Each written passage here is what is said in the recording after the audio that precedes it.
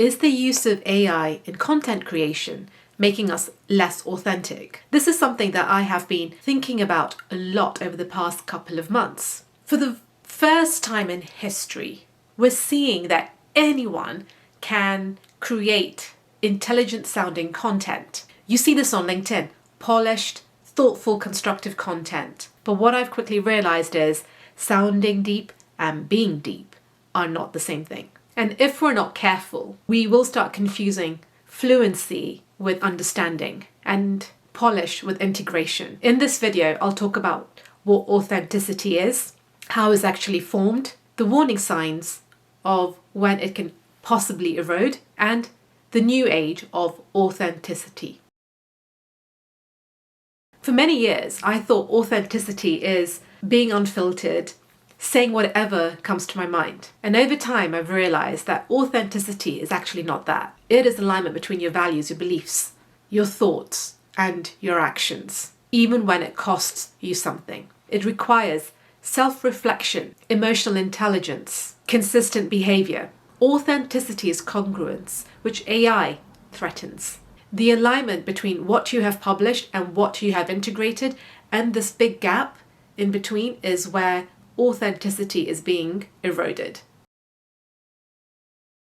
Authenticity requires cognitive depth and emotional intelligence. When it comes to cognitive depth, it means that there is deep reflection. You are sitting with ambiguity, you're holding contradictory thoughts and trying to figure those out and understand where it sits within your values. There's friction between these things. Historically, between 6 to 4 BC, the heavyweight philosophers like Plato, Aristotle, Socrates, they would debate ideas in public squares and come up with deeper insights and reflections. Today, AI can generate the end result really quickly without the messy bit in the middle. It can structure arguments and give you polished content in an instant. And I'm not saying that that's inherently bad, but what I am saying that there is a cognitive shift. Typically, we would grapple or struggle with a thought, draft it, and then refine it, and then publish it. Now, we can just put that thought in AI, and it would then give you the end result, which is polished and structured. There is no struggle. That messy bit in the middle has gone. What it means is we're moving from being originators to curators. Rather than constructing ideas, we're reacting to them. This construction of ideas is where depth is formed. And then when it comes to emotional intelligence, it's not just that there needs to be intellectual coherence, there needs to be also relational coherence. And that's where real authenticity is tested, when it comes under pressure, where you have to defend it, debate it. Real authenticity is tested when you're challenged, you're criticized, where you've hurt someone, or where you have to defend your idea, or even convince someone. The AI can actually craft a very empathetic message, an apology, but it doesn't feel discomfort. And through this discomfort, depth also grows. So if authenticity is who you are and what you express, then we need to pay attention to what could weaken that alignment. The one thing that I'm watchful of, are we training our minds differently? I'm thinking more about the impact on me and also on my daughter, who is the late Gen Alpha, and also for the next generation that is coming, because this is our reality. But we've seen this pattern before. When GPS or sat-nav was invented, it made navigation easier. But over time, we've lost our ability to navigate and to read maps.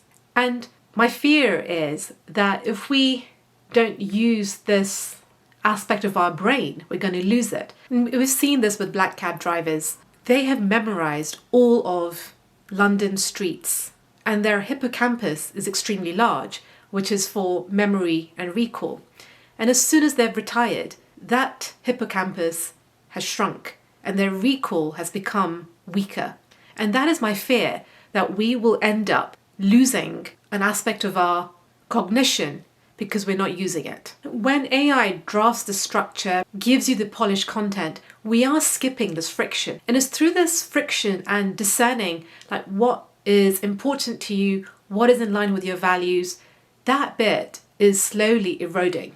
The other bit is the loss of visible progress. There's a Japanese philosophy called wabi-sabi, which talks about imperfections, asymmetry, and within that imperfection, there lies beauty.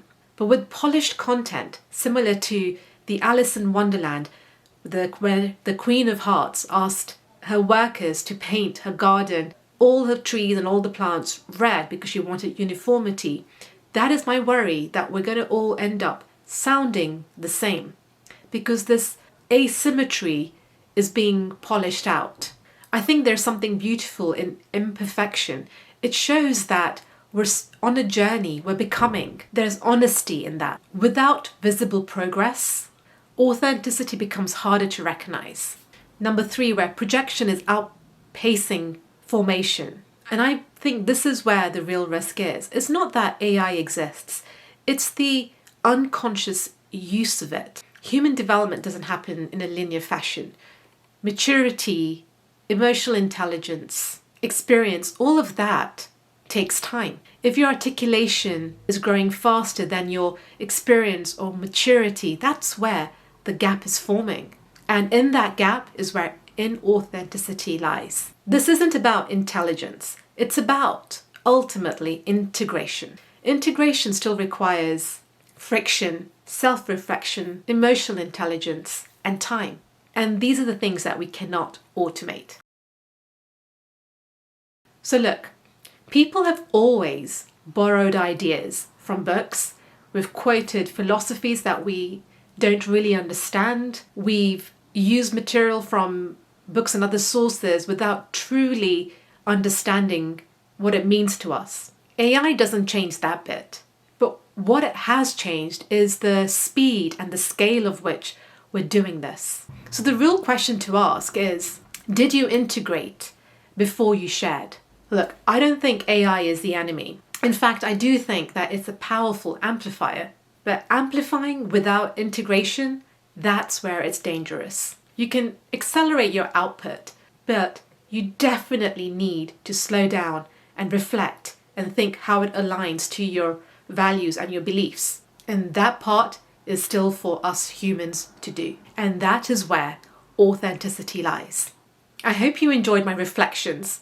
If this resonated, please subscribe and forward it to someone else that may enjoy it. In my next video, I will talk about how to use AI without losing yourself. Till then, remember, we all have a spark within us.